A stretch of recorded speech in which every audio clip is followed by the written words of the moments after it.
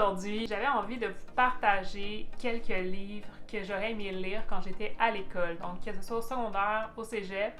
Primaire, j'en ai un peu moins là, que je peux vous parler, c'est pas vraiment ma spécialité. Je lis quand même moins de jeunesse, bien que j'ai commencé à lire les livres qui sont dans la collection noire de la courte échelle que j'adore. Mais outre ça, j'en connais pas tant, donc je voulais pas m'embarquer dans le primaire. Mais secondaire, cégep, c'est une période où est-ce qu'on découvre la lecture. J'avais envie de vous partager des livres. Si moi j'étais prof, quel livre je présenterais à mon programme?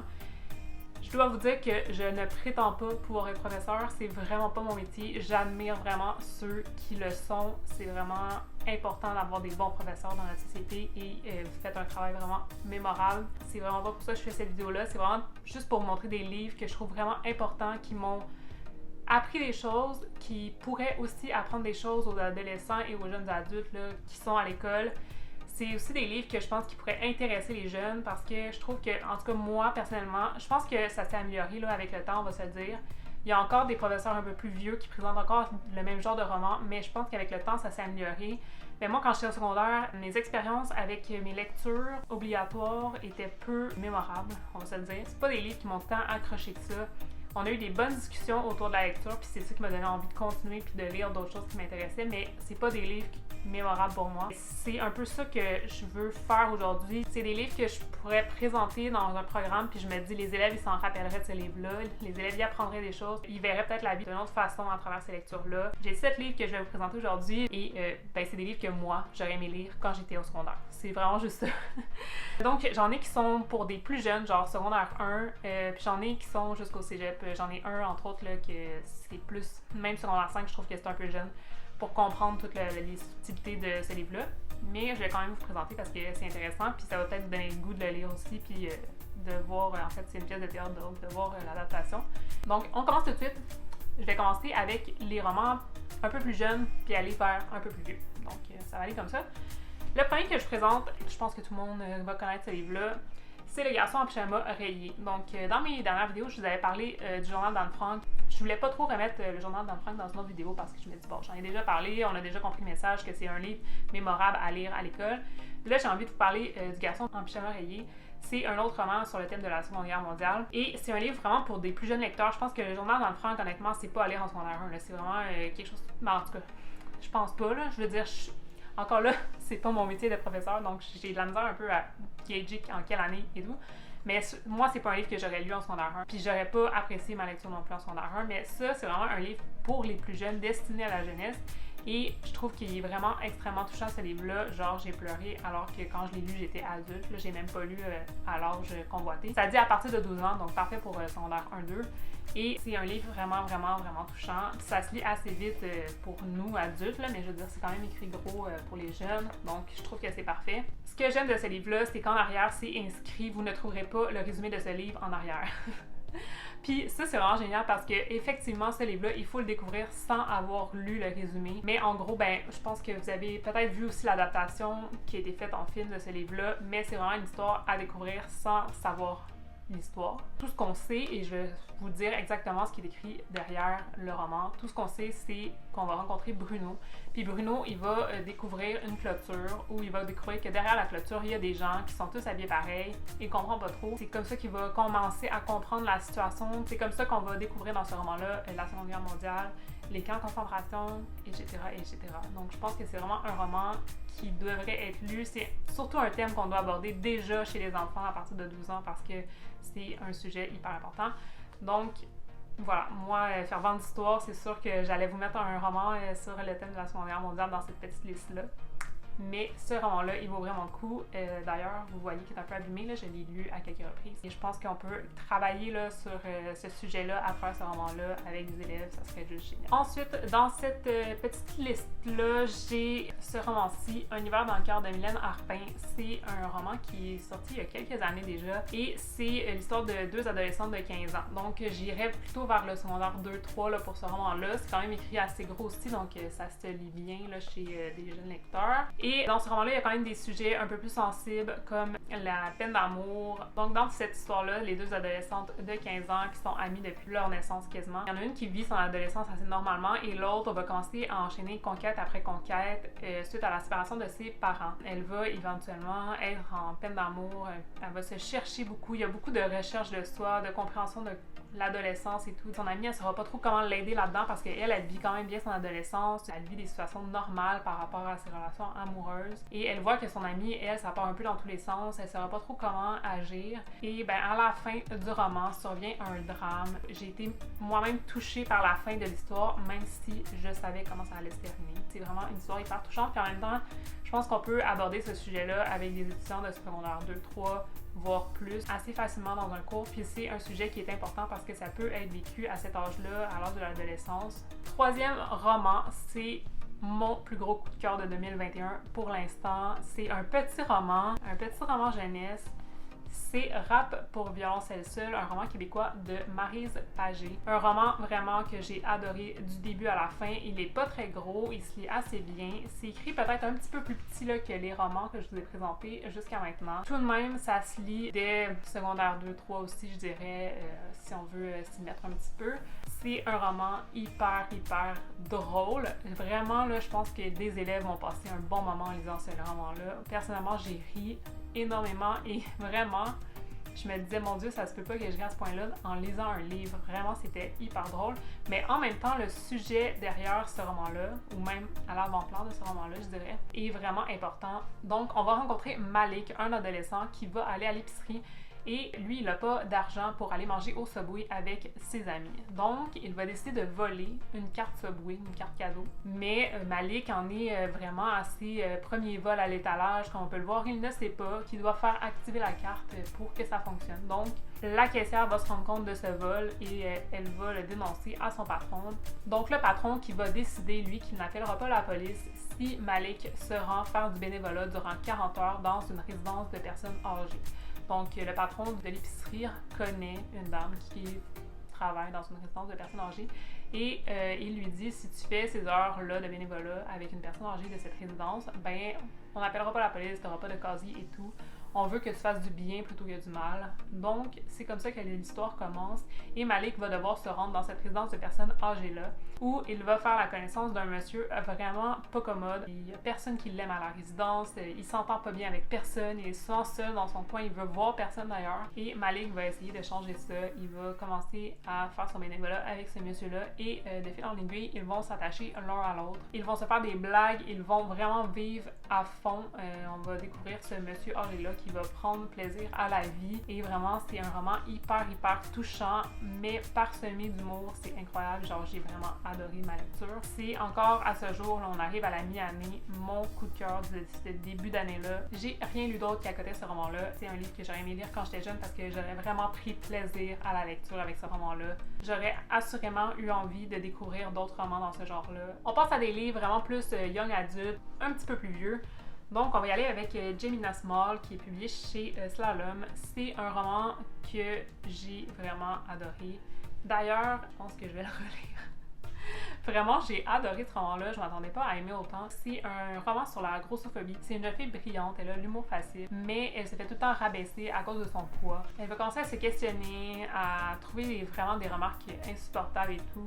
C'est vraiment une belle histoire d'acceptation de soi, je trouve. Vraiment, c'est un roman que j'ai adoré. C'est pas nécessairement un roman très facile avec le sujet. Il y a de plus en plus de jeunes actuellement qui sont touchés par un surplus de poids. Et ben, je trouvais que c'était un roman dont le sujet n'est pas nécessairement abordé beaucoup dans la littérature jeunesse. Donc, c'est ça. Puis, ce roman-là, ben, j'ai adoré le personnage de Jemina. Jemina, qui est une jeune fille qui va décider que c'est fini de se faire intimider de la sorte. Elle va décider ça.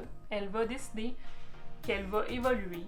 Puis, l'évolution du personnage du début à la fin du roman est genre fantastique. Vraiment, là, faut que vous lisiez ce livre, c'est vraiment trop bien. Et ben moi, je trouvais que ça avait l'air un petit peu jeunesse avec la couverture et tout, un petit peu trop jeunesse limite pour moi. Mais finalement, non, c'était vraiment une belle histoire puis je vous la conseille énormément. Ensuite, on monte d'une petite coche encore niveau âge. Je voudrais vous parler du roman Positif que j'ai lu la semaine dernière. C'est un roman de Cameron Garrett et j'ai eu un coup de cœur pour ce roman-là. C'est une histoire à laquelle Je savais que je pouvais vraiment accrocher, mais je pensais pas avoir le coup de cœur que j'ai eu. C'est un roman sous le thème du VIH. Donc, c'est une jeune adolescente qui est atteinte du VIH. Elle est atteinte de ce virus-là depuis sa naissance parce que c'est sa mère qui lui a transmis. Donc, c'est une jeune fille noire en plus qui a des parents homosexuels. Donc, on touche vraiment à plusieurs sujets dans ce roman-là, mais le gros sujet, c'est vraiment le VIH. Et j'ai appris une tonne de trucs sur ce virus-là que je ne connaissais pas. Nous, à l'école, en tout cas dans mon temps, là, quand j'étais au secondaire, on nous apprenait que le VIH, ça tuait. C'était genre la pire affaire que tu pouvais avoir de se protéger parce que vraiment, genre, tu veux pas avoir ça. Mais il y a des choses que j'ai appris dans ce roman-là que je savais même pas, comme que si tu prends ton traitement à chaque jour, à un moment, ben, le virus devient indétectable dans ton sang. Et à ce moment-là, tu peux avoir des enfants parce que tu peux avoir des relations sexuelles non protégées avec quelqu'un et ne pas transmettre le virus. Donc, j'ai trouvé ça intéressant parce que je le savais vraiment pas. Ensuite, il y a des trucs que je ne savais pas, comme par exemple, quand tu touches le sang de quelqu'un qui est atteint du VIH, tu peux directement, rapidement laver avec du savon et le savon va neutraliser le virus. Donc ça, je ne savais pas. En fait, je savais que le savon, c'était bien là, contre les virus et tout, mais je savais vraiment pas que c'était la même chose pour ce virus-là. Vraiment, j'ai appris plein de trucs. Ça, c'est juste une petite partie là, de ce que j'ai appris en lisant ce roman-là. Mais je trouve que c'est vraiment pertinent parce que lire ça alors que tu es adolescent, tu te dis, bon, ben finalement, ben, le VIH, oui, c'est dangereux, mais vraiment, on n'en fait pas tout un plat. Je veux dire, il y a encore des gens aujourd'hui qui vont rencontrer quelqu'un qui a le VIH puis qui ne vont pas la toucher, mais je veux dire, c'est n'importe quoi. C'est vraiment n'importe quoi. Je veux dire, c'est pas, ça se transmet pas comme ça. Et ce roman-là, ben, nous fait aussi prendre conscience que pour une personne qui est séropositive, c'est pas facile de le dire à tout le monde parce que justement, les réactions des gens, c'est « Oh mon Dieu, est-ce que je dois aller me faire tester? Je t'ai touché la main. » Des choses comme ça. C'est vraiment ridicule. Mais ce roman-là fait prendre conscience de toute la difficulté qu'une personne séropositive a à le dire dans son entourage, le dire quand elle est à l'école et tout. C'est pas quelque chose que tu as envie de dire à tout le monde si facilement. Donc, je trouve que ce roman-là est vraiment, vraiment pertinent à lire chez les jeunes et j'ai envie que tout le monde le lise parce qu'il est vraiment, vraiment trop bien. Avant-dernier livre que je présente, il s'agit de Jonas de Lily Harker. C'est un roman que j'ai adoré également. Dans ce roman-ci, on part sur le thème de l'homosexualité. Donc, on va rencontrer Jonas dans ce livre-là. Jonas qui est le frère du personnage principal du roman. Jonas qui est homosexuel et on va le découvrir. Le problème provient du fait que ses parents sont ultra catholiques et ils n'acceptent pas ça. D'ailleurs, ses parents, ils vont continuellement à des marches de manifestation contre le mariage homosexuel. Lui qui n'adhère vraiment pas à cette idée-là. Sa sœur non plus d'ailleurs. Sa sœur qui va un peu le prendre sous son aile pour l'aider à traverser cette période-là. Il va s'en suivre là, des drame après drame dans cette famille-là parce que ben, la mère, éventuellement, elle va avoir quand même de l'amour pour son fils, elle qui refuse quand même de voir cet aspect-là de lui. Et son père qui est vraiment complètement déconnecté, qui pense que lui a un problème psychiatrique. Vraiment, être homosexuel, c'est un problème psychiatrique pour lui. Et je trouve que dans ce roman-là, c'est magnifiquement abordé le sujet de l'homosexualité et du fait que certains parents n'acceptent vraiment pas cette situation-là. Et je trouve ça important parce que ça peut arriver à n'importe qui, ça peut arriver à un de mes amis. Vraiment, on voit dans ce livre-là que sa sœur ne sait pas quoi faire, ne sait pas comment l'aider.